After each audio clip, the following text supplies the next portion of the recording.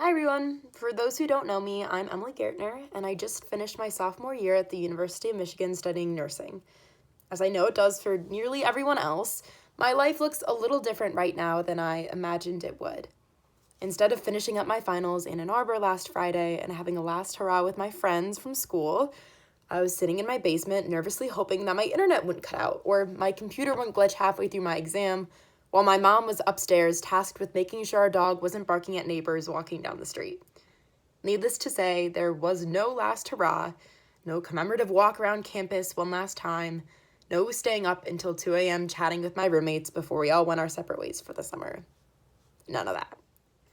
Having so much time at home brings its own pressures and reflections.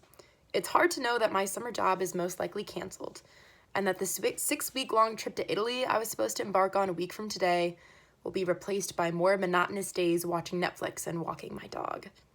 Even more immense is the pressure that comes with a month of nothingness.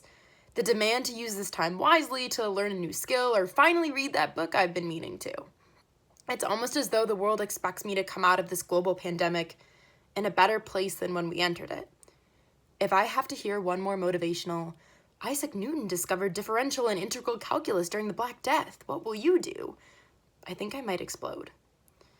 One of the first online lectures I had for my nursing classes when this whole thing started was about loss and grieving. This time is a loss, my professor had said, and it is totally normal to grieve a loss. Loss means different things for different people right now, and I'm learning to let myself grieve a little bit at the losses in my life. That doesn't mean I can't play my guitar or read a new book. It just means that I can't place too much pressure on myself during this time of loss.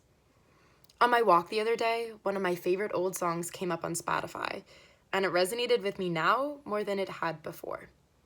The storm is coming, but I don't mind. People are dying, I close my blinds. All that I know is I'm breathing now. I want to change the world, instead I sleep. I want to believe in more than you and me, but all that I know is I'm breathing. All I can do is keep breathing. All we can do is keep breathing.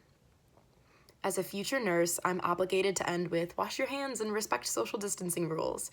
But as a member of this church, I want to remind you to give yourself space to grieve, because at the end of the day, all we can do is keep breathing.